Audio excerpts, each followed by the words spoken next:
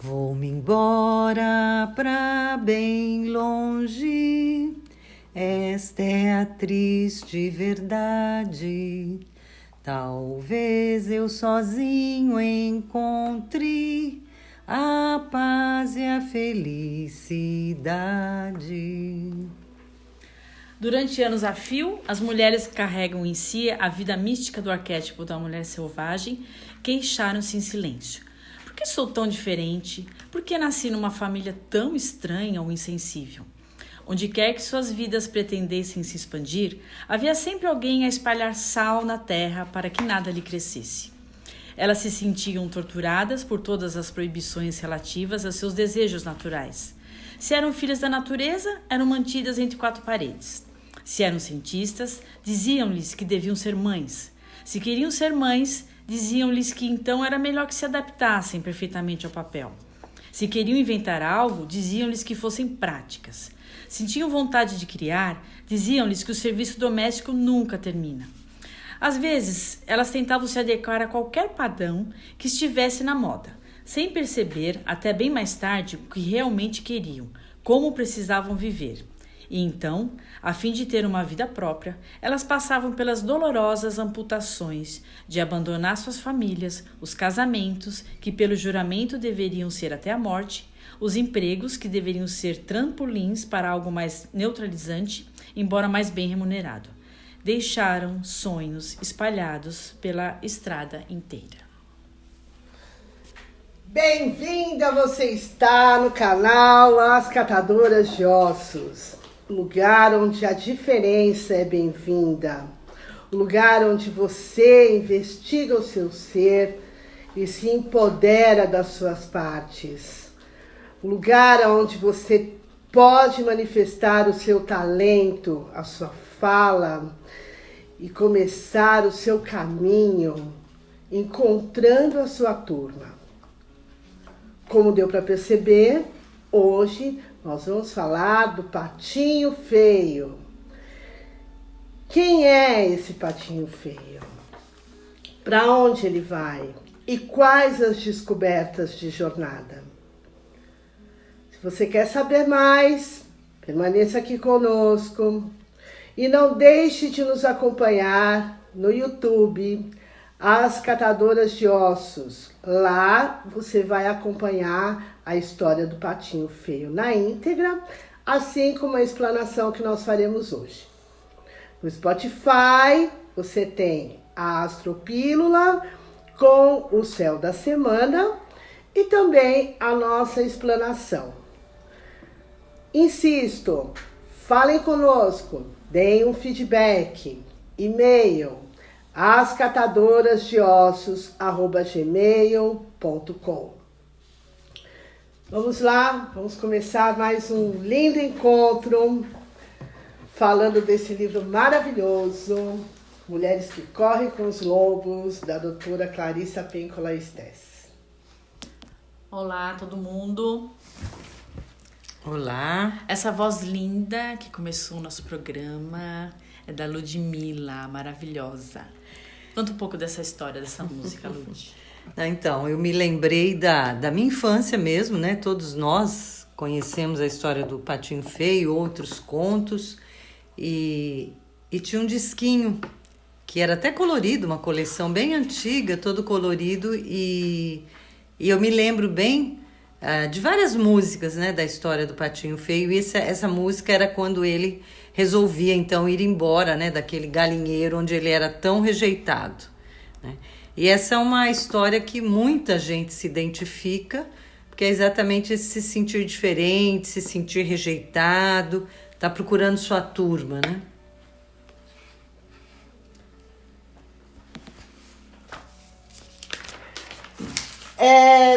Vamos falar agora dos signos e da estranheza de cada um deles, para que a gente perceba astrologicamente essa inadequação.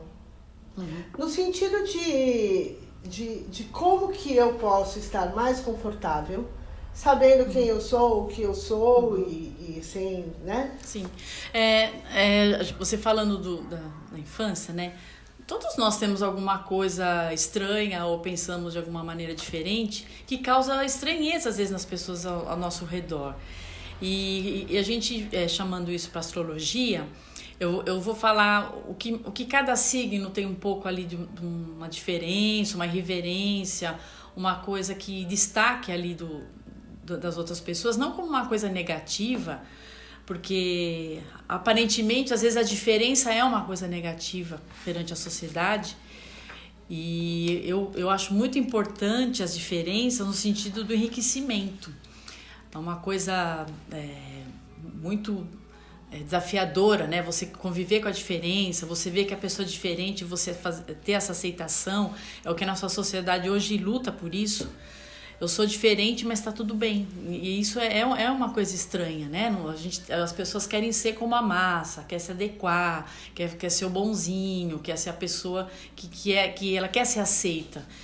Então, por exemplo, eu vou falar dos signos. Então, de repente, você tem o sol naquele signo, você fala, mas isso eu não sou assim. É porque provavelmente ou a lua ou o ascendente na sua vida é mais forte. Então, às vezes, eu vou falar de uma coisa de Áries e você fala, mas eu não sou desse jeito, é porque, de repente, você tem um ascendente em Libra que te ameniza um pouco, né, a impulsividade ariana. Então, eu sempre digo que o mapa não é só o sol, não é só o dia que você nasceu. É a Lua, que é como você se manifesta emocionalmente, é Marte, como é a sua atitude. Então, por isso é muito interessante como autoconhecimento você saber todos esses aspectos no mapa astral. Então, por exemplo, o ariano, né? O ariano, ele é o entusiasmo, a impetuosidade. Então, às vezes as pessoas em volta estranham aquela coisa do 220 volts. É difícil a pessoa que consiga acompanhar o ritmo de um ariano. Mas perceba a importância, né? Então, eu vou falar ali a característica forte que às vezes incomoda e a importância de uma pessoa que inicia um projeto, que tem a impetuosidade, que tem a coragem. Então, bem-vindo, ariano, que é necessário nessa parte. O taurino, ele é mais teimoso, obstinado, né? A palavra-chave dele é produtividade. Então, isso também é muito importante, porque ele vai conservar, ele vai auxiliar nas aquisições. O geminiano, ele é intelecto, né? A comunicação. Então, então, às vezes, a pessoa que fala demais, e ele também sabe de todos os assuntos superficialmente, mas ele é muito prolixo. Então, mas tem a importância nas explicações, um professor, ele é um observador, então tem essa importância. O canceriano é diferentão porque ele é muito família, ele vai na memória, então ele fica ali naquela emotividade, na impressionabilidade, então aquela coisa que você fala, meu Deus, como é que a pessoa fica nessa coisa da emoção? Mas é importante, porque tem que ter o sentimento, tem que ter a pessoa que preze as memórias. O canceriano, ele oferece a nutrição, o colo, então a importância disso. O leão é a soberania, a liderança, o cara mandão. Mas ele traz aquela alegria, ele tem a liderança, ele pode te dirigir, ele aperfeiçoa, ele é protetor. Então, não sei se vocês estão notando, às vezes uma coisa que a gente pode ter uma denotação negativa, o diferente pode trazer e agregar coisas na nossa vida, e é isso que a gente tem que conviver. O virginiano, né, é da assimilação, ele é detalhista, ele tem a parte crítica, mas a gente precisa disso, uma pessoa analítica, que seja criteriosa, que faça seleção. Então, o chato às vezes é necessário, né? É engraçado a gente dizer isso, mas às vezes o chato ele tem aquela necessidade. O libriano, né? Ali, o signo de Libra, que é da equanimidade, da constância, da moderação. Então, às vezes a gente fala assim, nossa, o libriano ele é muito, às vezes, indeciso, conformista, às vezes até uma coisa da indiferença, ele procura não ter aquele atrito, ele quer apaziguar, e aí tá a importância dele, né? Às vezes o cara tá indeciso, mas é porque ele não gosta as pessoas que se degladiam, ele procura harmonia, união, harmonização, traz aquela gentileza, então é isso também na necessidade. O escorpião, que é o mais temido, né? Como fala, o escorpião é radical, é extremista, mas ele é importante na transformação. Quando um escorpião te provoca com aquele gênio, às vezes difícil, você pode crer que ele vai te ajudar numa transformação, numa coisa que vai regenerar, que às vezes vai te ajudar numa estratégia, numa profundidade ali necessária. Depois a gente tem o Sagitário, que tem aquela força da filosofia, mas também ele tem a expansividade, e tem gente que acha que o Sagitário é muito fanfarrão, ele é esportista, ele gosta de ao ar livre, às vezes ele tem uma denotação ali um pouco autoritária, porque ele tem a lei, tem a religião, ele sabe tudo, né? Mas aí a importância disso, né? A importância das leis, a importância da religiosidade, do otimismo, né? Que às vezes vem exagero no Sagitário, mas a importância disso tudo. O Capricorniano, ele traz um pouco a realização, mas às vezes ele é avarento, ele é rígido, ele é duro. Então o Capricorniano também às vezes é muito cheio de melindre, então fica também aquela coisa diferente, uma pessoa ali que ela é ligada no trabalho, os outros ali ainda não sabem nem para onde vão, e o Capricorniano tá naquela vibe do trabalho. Mas a gente precisa de um cara assim. Então é a dança dos signos, né? O aquariano, eu pensei em falar essencialmente do aquário na coisa do diferente, porque ele é um diferentão, né? Ele às vezes, as pessoas acham que o aquariano às vezes é frio, ele é distante, no sentido das emoções, né? Mas é porque ele é o signo da liberdade, né? Então, como o Patinho Feio foi à luta ali, ele foi expulso, né, praticamente ali, mas ele, com aquela caminhada dele, aprendeu muitas coisas, né? Então, o aquariano, ele tem essa coisa da rebeldia, da excentricidade, ele é rápido, né? Mas também tem a coisa da fraternidade, ele não pensa só naquele núcleo pequeno, ele pensa na universalidade e na liberdade dos costumes também. Então, isso traz essa coisa do diferente. E por fim, né, o Peixes, que é da inspiração. Então tem os piscianos lunáticos, sem foco, hipersensíveis. Tem piscianos que se acham inadequados, que não são desse mundo, que ninguém entende eles, e tem até aquela dificuldade ali pra gente lidar. Mas aí vem a acessibilidade, que é muito importante, a criatividade, a confiança, e às vezes até uma mediunidade, né, ou a casa que tá Peixes, a gente pode ver isso. Então eu acho que, essencialmente, ainda mais nos signos, eu não vejo negatividade e nem a positividade, mas eu vejo a importância de a gente respeitar como é o outro e a gente saber conviver e extrair aquilo que vai poder agregar, que vai poder fazer com que as coisas caminhem e que a gente possa conhecer cada um, respeitar os limites e utilizar de uma maneira bem importante cada característica de todas as pessoas, né? Quem que é inadequado? Quem que é diferente? Por que não pode conviver com a gente, né? Excelente painel, Iris, obrigada. A gente está em setembro tem uma campanha que se chama Setembro Amarelo, que fala a respeito do suicídio. E a gente sabe da realidade, principalmente nas escolas, mas também entre a crueldade de algumas mulheres em determinados setores, né? Que acabam as levando para depressão ou para morte, que é o tal do bullying. A inadequação nos coloca nesse lugar. Você não pertencer a um grupo e um grupo se sentir forte para te detonar, leva essa pessoa a um estado de destruição.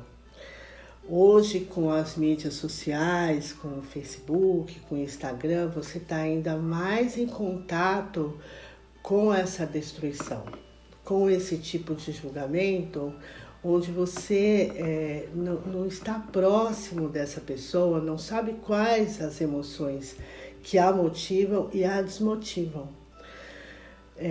Quando a gente fala do Patinho Feio e entra nessa investigação, é entender a que clã nós fazemos parte, né? Quem são as pessoas que realmente nos acolhem, nos entendem, nos validam, né? Porque o mundo é isso, o mundo é cruel, né? E as pessoas, quando se agrupam, elas tanto têm o poder de construir algo muito forte, como elas têm o poder de destruir algo muito forte. o grupo ele tem essa energia perigosa. Então, é um exercício muito profundo você olhar para o outro e procurar o que o outro tem de bom. Por que essa pessoa está próxima de você? O que você tem a aprender com essa relação?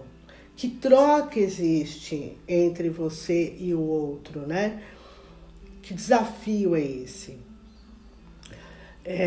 Eu gosto muito de indicar filmes e séries, porque é uma coisa que eu gosto, além dos livros.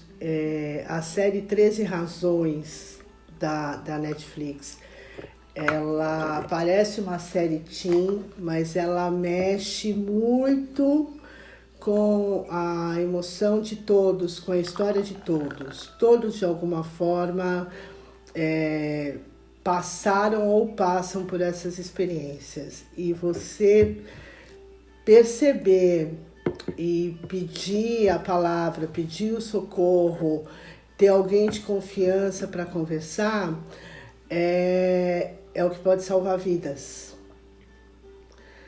E a gente saber também pedir desculpa quando não percebeu que essa pessoa precisava de socorro e não ofereceu, também é muito importante, né? Tem um outro filme que é gracioso, que se chama Extraordinário, que é a história do menino que passou por várias cirurgias e ficou meio desfigurado. E eu gosto muito da construção desse filme, do roteiro dele, porque ele mostra como cada um vê o outro, né? Então, o julgamento, o que você está pensando que o outro está fazendo, que de repente pode estar te fazendo mal, o outro está pensando de outro jeito, né? Por isso que o diálogo é de extrema importância, né? Ter essa clareza do que você está sentindo e dizer para o outro faz com que você elimine as ilusões e essa suposta inadequação. E é a forma como você se fortalece internamente através dos seus sentimentos, reconhecendo as suas carências e indo para os lugares e para as pessoas e para os estudos que realmente possam te fortalecer. É como você aprende o seu mecanismo particular. Eu acho que cada pessoa tem um mecanismo particular, não é de todos. Cada pessoa funciona de um jeito, né? E quando a gente tenta colocar isso tudo numa escala, a gente está colocando a pessoa num lugar comum. E nós não somos comuns, né? Cada um tem as suas peculiaridades, cada um é diferente do outro, né? Haja visto que cada um tem uma única digital. Então, são essas diferenças que eu acabo respeitando e também me unindo, porque eu me uno, quando a gente pensa em turma, eu penso que sonho nós temos em comum, que palavras nós temos em comum, que alegrias nós temos em comum, né? É isso que faz com que você monte um grupo de estudos, uma equipe de trabalho, uma galera que você vai sair, né? As afinidades, né? Eu penso que são projetos em comum, mas do que afinidade. Eu acho que é diferente de afinidade. Afinidade, eu penso que assim, é uma pessoa que eu vou para a Europa e eu gostaria de chamá-la para ir comigo. Projetos em comum é outra coisa, né? É mais longo, né? É um caminhar, né? Uma coisa que vai fazer com que você tenha prazer ali de caminhar com ele um tempo maior também, né? Construir algo. Pode ser. Pode ser. Mas é interessante isso que você está falando, Patrícia, que me lembra que num processo de mudança, né, quando a gente está em busca, né, dessa nossa individuação, acho que é individualidade aí que fala bem o conto, a gente tem a sensação de que a gente vai ficar sozinho. Então, muitas vezes a gente tem medo de mudar mas, né, quem que é minha turma atual e para onde que eu vou, né? E aí a gente tem que se lembrar que a gente vai encontrar uma outra turma, né, com esses outros projetos ou afinidades, seja para que for, né, que na verdade a gente vai realmente se afastar dessas pessoas que não servem mais pra gente atualmente, que a gente está tendo outros interesses, outros valores, mas outras pessoas vão se aproximar. É muito importante que a gente tenha essa confiança, que isso nos ajuda a mudar, ter coragem de mudar, para não ficar na mesmice, né? Podemos mudar de turno. Exatamente. Porque a gente está mudando, né? Então, quando você está falando da mudança, e até isso acontece no início do conto com relação à mãe, né? Acho que você deve ter laudas para falar sobre mãe, né? Os psicólogos têm muito para falar sobre a mãe. E quando o adolescente ele muda, né? Na verdade, de criança para adolescente, que ele começa a ver inadequação, né? Ele começa a verificar que às vezes ele é diferente dos pais, da família. Exatamente, acho que é nesse ponto, né, que começa a diferença. E eu acho que é uma coisa natural. A gente vê, a gente como os pais, né? A gente fala, nossa, como que pode meu filho ser tão diferente assim de mim? Por que ele não está concordando comigo? Eu acho que isso é saudável, eu acho que faz parte da evolução. E aí vem o que você está falando, ele vai mudando, você vai tendo outros desejos, outros planos, e é natural que você mude de turma. Como é natural que você também destoie da família, porque você vai estar tendo outro plano para sua vida, quer construir outra coisa, e você vai procurar amigos ou parceiros que vão de encontro aos seus anseios, né? A gente deve trazer algumas coisas iguais, vamos dizer assim, da nossa família, mas exatamente para ver progresso, né? Porque senão Sim. Ficaria igual, né? Ficaria na mesmice. Mas é antes até da adolescência, né? Na verdade, isso tem que vir do desejo desses pais de querer ter filhos, né? E esse bebê que está no ventre, ele vai ser diferente do quando ele nascer, do que a gente imaginou, então uma outra adaptação. E na infância, tem umas fases em que a gente, né, mesmo o filho biológico, se sente estranho, se sente diferente. Tem uma fantasia muito comum, que será que eu sou adotivo? Será que esses são meus pais mesmo, né? Que a gente... Foi achado na lata do lixo. A gente brinca, né? Mas tem essa sensação, exatamente porque você está em transformação, né? E o quanto que os seus pais ou quem te criou vão ser adequados para lidar isso com você, com essa diferença, com essas transformações, ou se eles vão ser alguém que vão fazer você sofrer muito com isso, como na história a Pata não aguentou a pressão social sobre o filho diferente, né? Então, vai variar realmente a capacidade que a gente vai ter de se desenvolver a partir dessa relação com os vínculos que a gente estabelece com os adultos, né?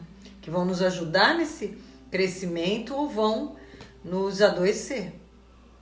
É o caso da mãe Pata. A gente pode pensar também nessa mulher que teve o filho, mas ela tem projetos, ela tem trabalho, ela tem muita coisa para fazer e ela não tem como levar o filho junto e ela não quer abrir mão disso. Ela tem que fazer uma escolha, ou ela ou o filho. A gente vive num sistema hoje que é muito radical, né, com a mulher que tem filhos pequenos. Sim. E aí faz o quê? Enfia, se tem poder aquisitivo, né? Enfia o menino na escola, a menina na escola, que vai ficar em período integral. Essa criança acaba tendo sensação de abandono, porque ela tem que escolher outras famílias, né? A gente sabe que antroposoficamente, até os 7 anos é um ciclo muito importante, que a criança precisa se sentir acolhida e ela precisa dessa referência do pai e da mãe. Mas isso acontece. É aí que a gente fala da questão da qualidade de quando tá junto, né? Porque senão se coloca uma culpa aí social em cima dessa mulher, que ela tá abandonando os filhos, né? Mas a gente precisa ter essa realização pessoal também, porque se eu tiver uma mãe que fica o dia inteiro com os filhos em casa, mas que ela está infeliz, Aí ela vai adoecer, é pior. Então, hoje nós temos creches, escolas muito boas que vão, e é uma área que precisa ter investimento, né? Os primeiros 6, 7 anos de vida, que infelizmente não tem sido prioridade nos nossos governantes, mas que é exatamente o processo de socialização da criança, quer dizer, ela vai ter ganhos com isso também, ela indo para a escola, não só perda e abandono, mas na hora que ela está com esses pais, com qualidade, que eles realmente são pais que também estão felizes, isso compensa, não vai ter grandes problemas, não. Sim, né? Eu concordo com você. Eu acho que se ela vai para um lugar que ela é acolhida e ela volta para um lugar que ela também tem um bom acolhimento, tá tudo ok. Sim. Mas não é o que acontece. Para a maioria da população. E a grande maioria de pessoas que não tem condição e às vezes até deixam os filhos sozinhos, né, para trabalhar. Fica um maiorzinho de 9 anos, 8 anos, responsável por um de 3. Aquelas histórias que a gente conhece, mas a gente vê, na verdade, o que a Paty falou, em sua grande maioria são abandonados nesse sentido, porque não tem uma estrutura que está ali no momento que a mãe está trabalhando, né? Então esse a grande lacuna que existe, mas existe também uma adaptação das crianças, parece, né? Não sei se você tem observado isso. As crianças vão se adaptando nessa nova realidade que é necessária, da mãe que tem que trabalhar, que tem que ajudar no orçamento e que não tem condição de colocar os filhos nos cuidados adequados, né, durante o dia.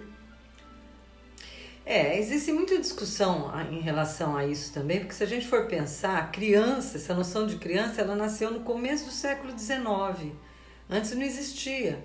A criança era pintada, você via até nas obras de arte, ela era um pequeno adulto, né? Um mini adulto. Ela era criada pelas amas, né, de leite. Então até essa noção, tem um ótimo livro, né, da Elizabeth Bartender, O Mito do Amor Materno, né, que ela mostra que não é uma coisa biológica necessariamente. O ser humano, tudo bem, até 2 anos de idade ele é completamente dependente de um adulto. Né? Os outros animais se viram mais rapidamente, né? São mais independentes.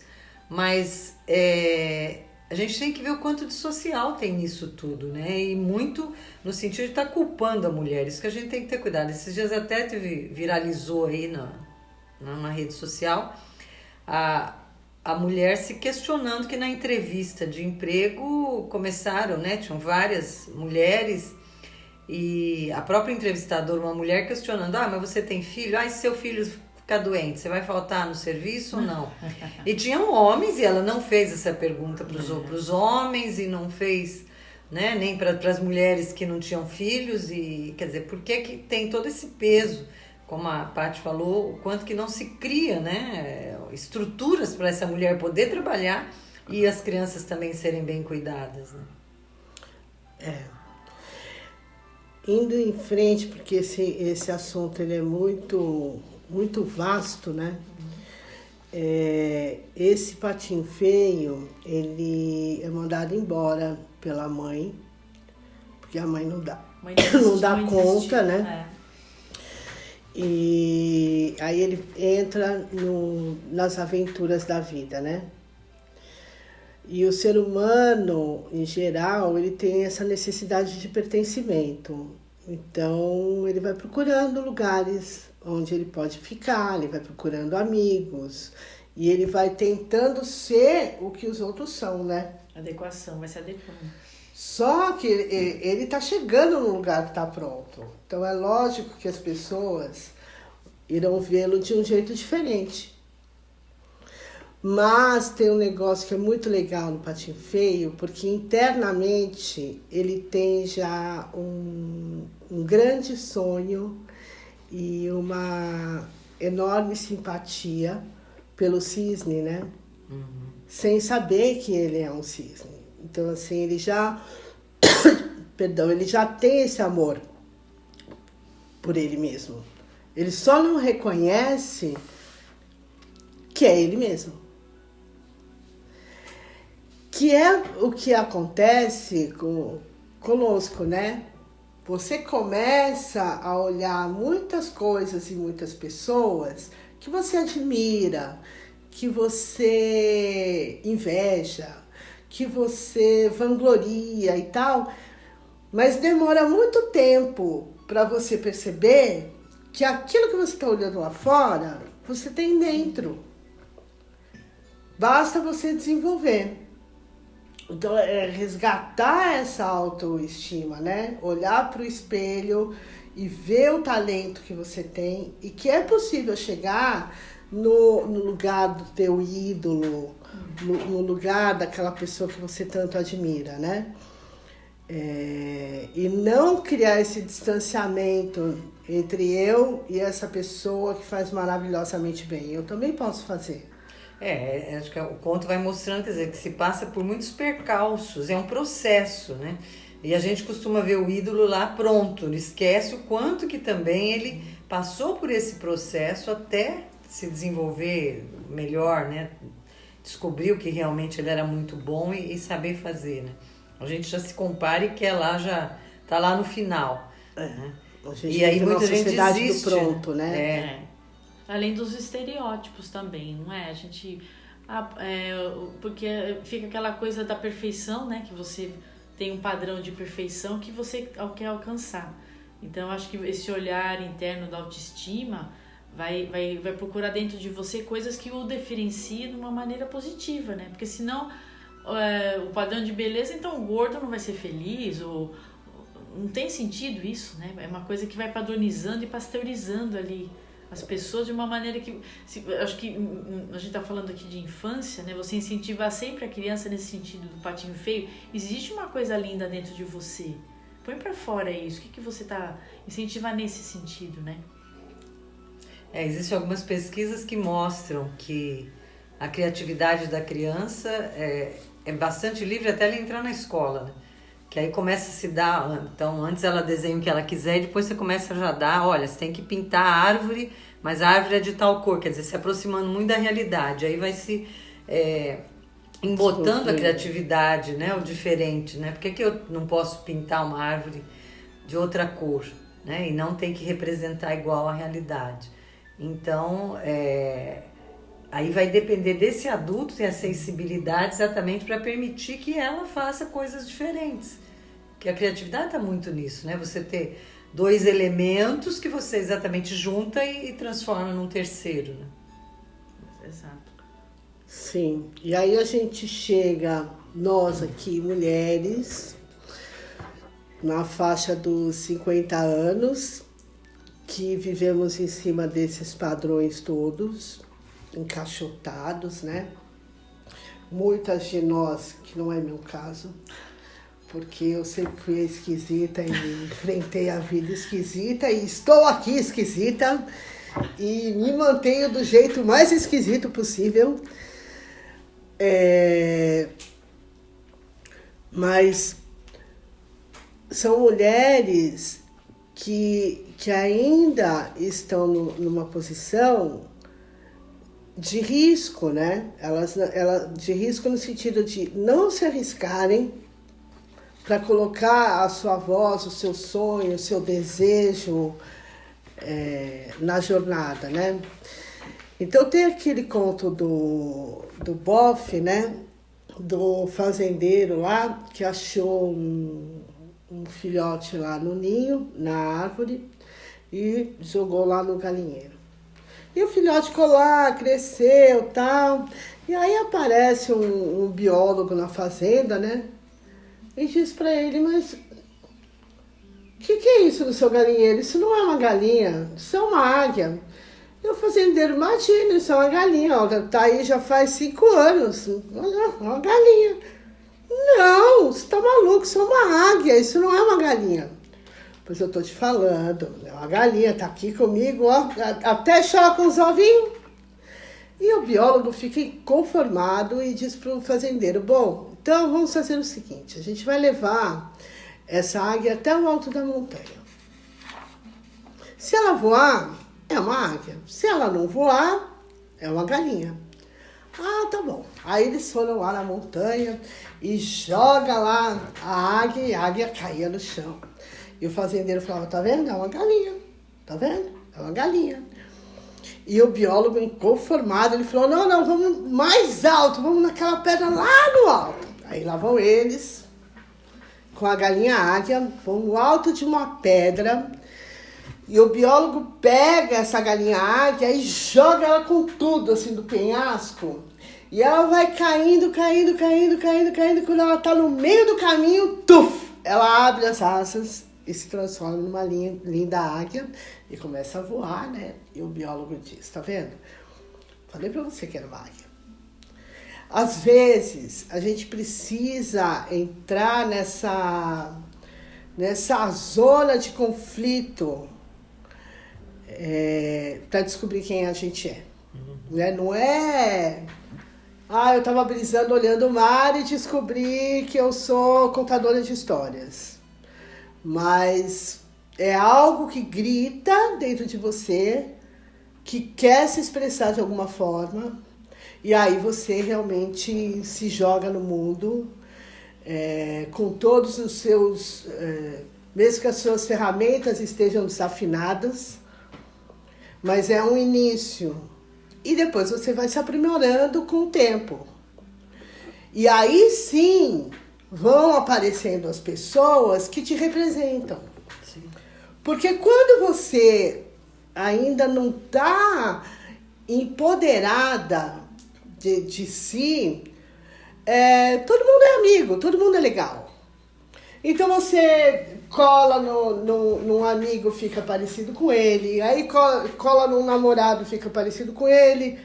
Vou falar de outro filme lá da menina que não sabia qual que era o ovo que ela mais gostava. Acho que era Noiva em Fuga. Com a Julia Roberts. Aí a mulher sempre fugia dos casamentos. Aí um dia ela conhece o Richard Gere, que na época era lindo. Hoje ele não tá mais tão bonito assim. Mas eu pegava. Eu pegava também. Eu pegava. E aí ele disse pra ela, você não sabe nem qual ovo você gosta. Porque ela namorava com um cara que gostava do ovo estrelado, ela gostava do ovo estrelado. O outro gostava de ovo pochê, ela gostava de ovo pochê. E ovo mexido, omelete e tal, sabe? Ela não tinha a sua fala própria.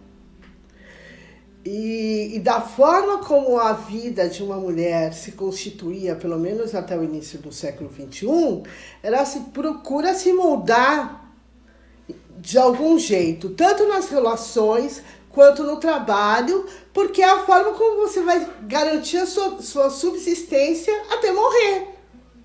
Porque, como eu sempre digo, a liberdade é vertiginosa. É você cair no buraco da Alice. Então, o que eu faço? Eu caso, eu tenho filho, garanto uma pensão, me formo, garanto um trabalho, ok, estou formatada. Se eu tô feliz, não tô feliz e tal, olha, isso eu resolvo depois com uma viagem para Aruba. Isso não é empoderamento. Isso não é autoestima. Isso é você se encaixar num modelo e falar, bom, eu tenho uma vida confortável, né? Aí você depois paga lá, consulta terapêutica, psicólogo, remédio pra dormir. Antidepressivo. A pílula da alegria. Entendeu? Porque eu penso que hoje nós temos tantos estímulos que é mais difícil aquietar o ser interno. Antigamente, era mais fácil, porque você criava seu modelo de vida, mesmo que você não estivesse muito feliz, você ia dormir e falava, ok, meus filhos tomaram banho, tem comida na geladeira, eu paguei as contas, a casa está limpa, tá bom assim. A vida é assim. Hoje não, hoje você tem muitos estímulos, muitas pessoas fazendo N coisas, a gente está vivendo uma era criativa. É que você tem modelos de mulheres fazendo coisas diferentes, empoderadas, Sim. né? Assim, nesse sentido. Né? São muitos Antes estímulos. não, você era o quê? Era enfermeira, era professora, né? A gente pode ver uma mudança de padrão mais após a Segunda Guerra, né? Porque até então a mãe ficava em casa e a minha mãe mesmo fala que ela seguia padrões até de ídolos da mãe, eram iguais. Gostava-se do Clark Gable e a mãe também, ela também. Então ela trabalhou um pouquinho, depois já de casada parava de trabalhar e cuidava dos filhos. E tinha um padrão de educação que não existia alternativa. Então, quer dizer, era uma coisa ali que ia meio como um túnel que todos entravam e saíam depois do outro lado da mesma maneira.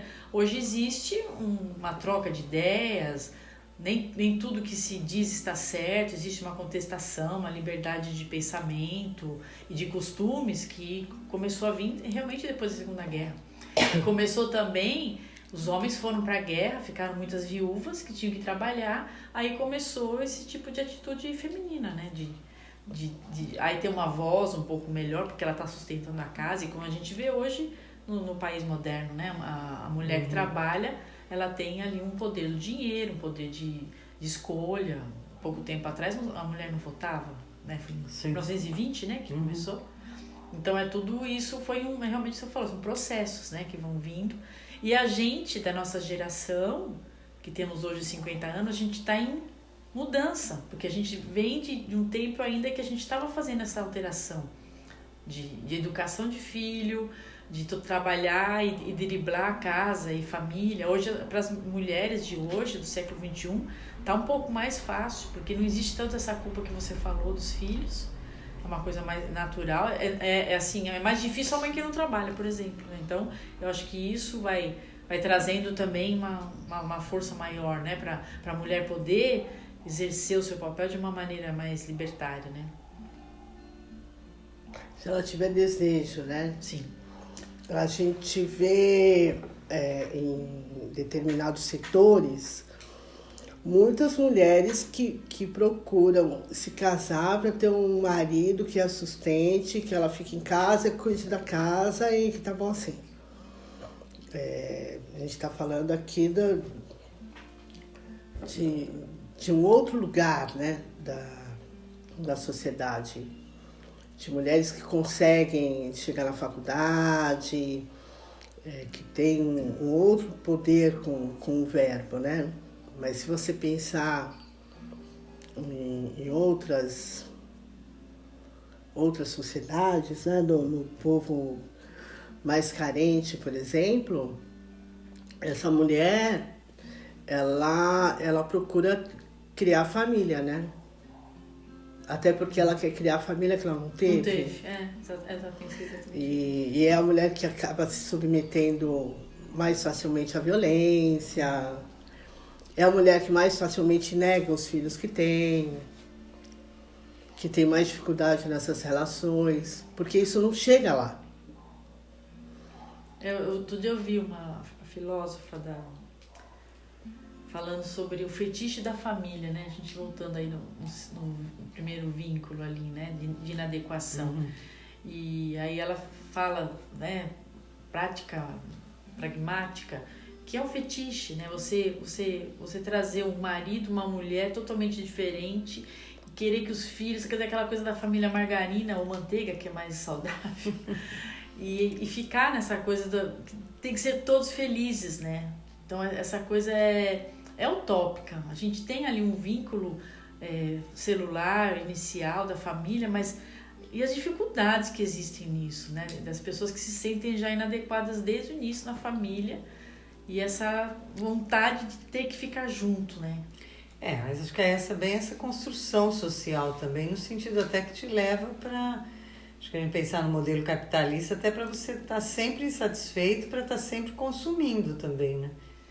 E aí pra suprir essa insatisfação. Né? Então é uma bola de neve, né? Então também a gente tem que ter muito cuidado realmente com essa idealização da família, né? A gente até brinca e fala, olha, às vezes tem prazo de validade, né? Antigamente os casamentos eram eternos, mas se morria com 50 anos de idade, né? A partir do momento em que hoje se vive mais, O eterno foi diminuindo. Foi, né? O que está se acontecendo? Que as pessoas, exatamente, não estão ficando muito tempo juntas, né? Um casamento, mas ainda se tem toda uma valorização de um amor romântico, como se fosse eterno. E aí causa muito sofrimento. É Hollywood. Mas também tem ainda a questão da perpetuação da espécie e ainda mais, ficando longevos, você vê hoje toda uma estrutura sendo desenvolvida e pensada em quem vai cuidar de mim quando eu ficar velha. Porque até então, quando você casava, fazia filhos, pensando, eu vou ficar velha, meus filhos vão cuidar de mim. E isso ia na corrente, né?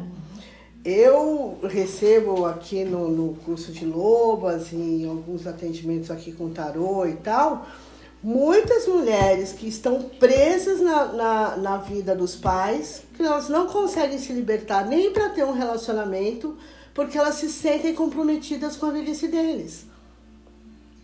Porque aí você tem uma cobrança também social, que você não pode colocar seus pais num asilo, né, ou numa casa de repouso.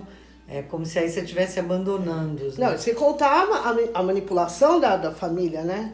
Então, mas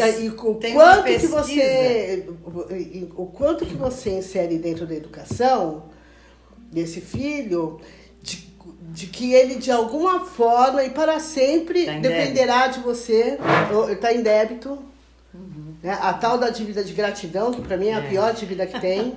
Né? Então, mas tem uma pesquisa até bem recente que comparou idosos que viviam em asilos, em casa de repouso, e na família.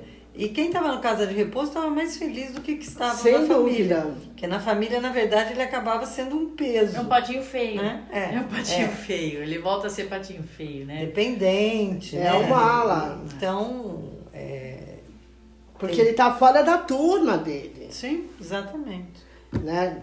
O menino está querendo ouvir rock, ele está querendo ouvir música clássica, ou ele quer dormir às 3 da tarde enquanto o outro quer levar a turma para casa. É um mala. Vai para sua turma, fica com a sua galera, troca a ideia do seu tempo, né? Se sinta pertencido.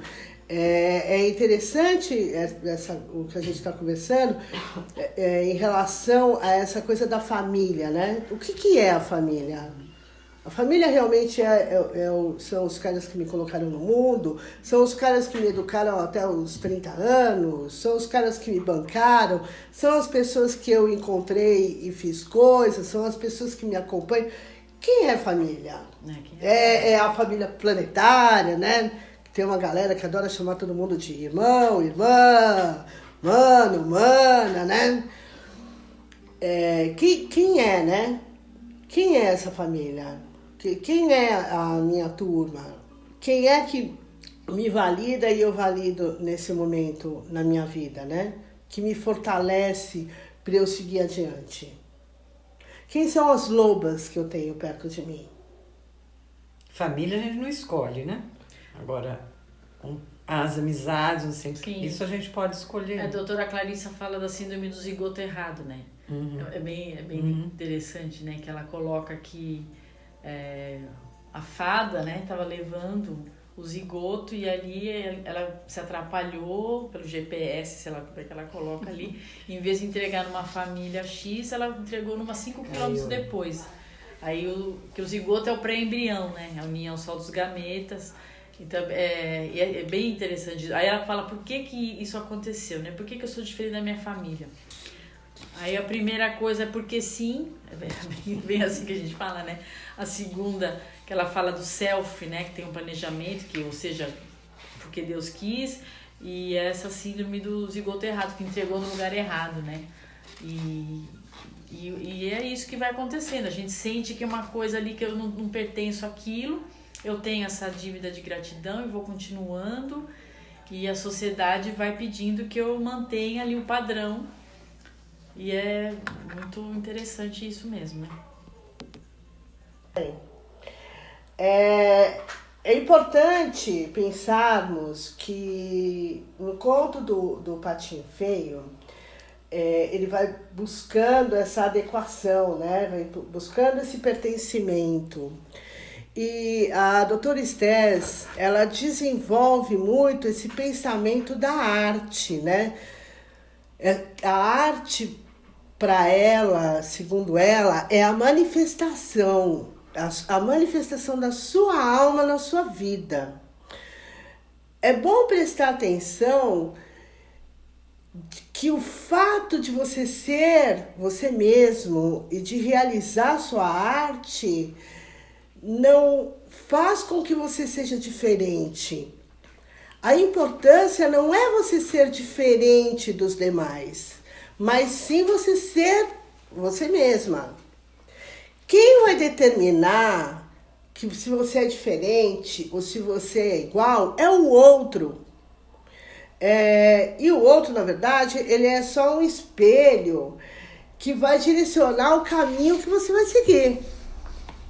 Mas a bússola do seu caminho é o seu coração.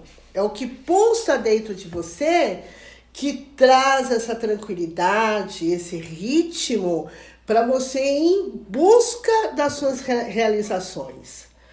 E é esse pulsar que atrai as pessoas em comum, que atrai as pessoas que vão vibrar e construir coisas junto com você.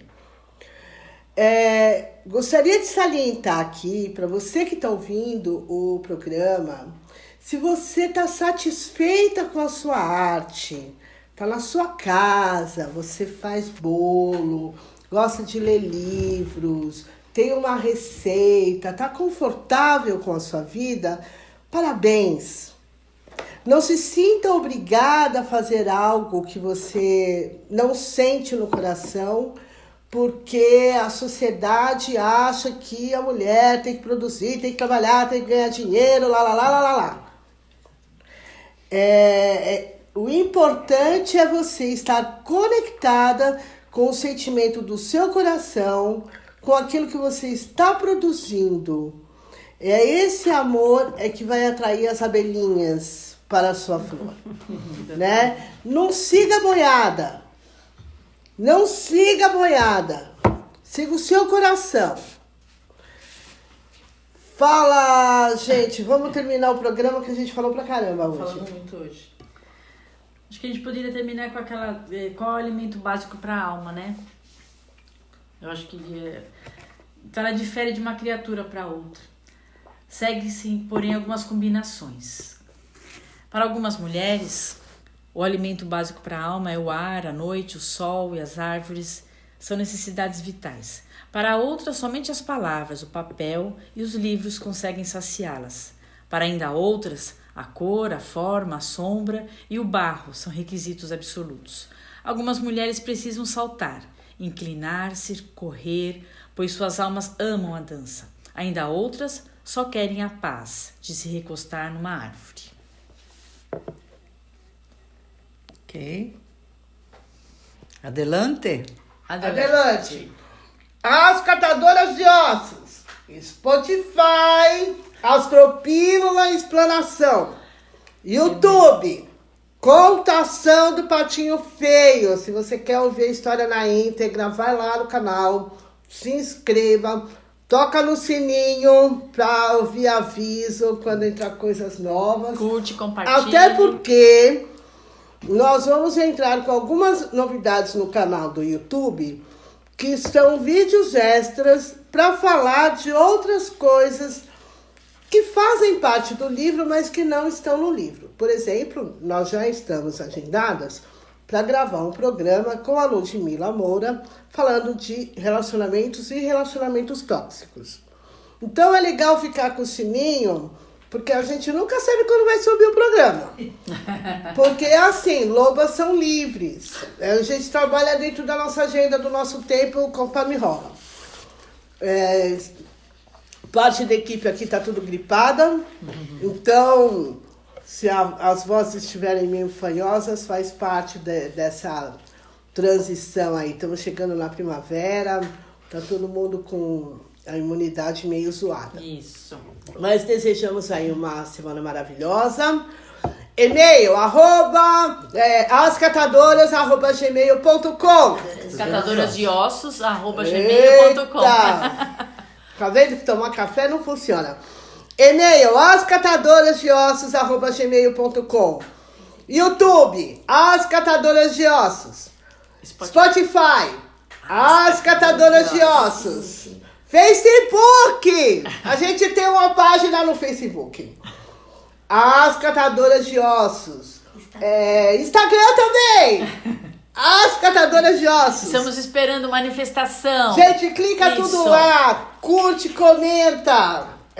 A gente quer criar relações, queremos criar uma rede. Questione, mande perguntas, o que dúvidas, vocês estão achando, temas críticas, que vocês tudo. gostariam que a gente conversasse, discutisse. Conta a sua experiência, a sua história, a gente quer ouvir vocês. Isso, e depois, em uma das páginas aí, no direct, em qualquer lugar, conta pra gente se vocês gostariam de assistir um dia a gravação do podcast ao vivo, que aí a gente faz no Facebook e aí a interação é na hora. Na hora.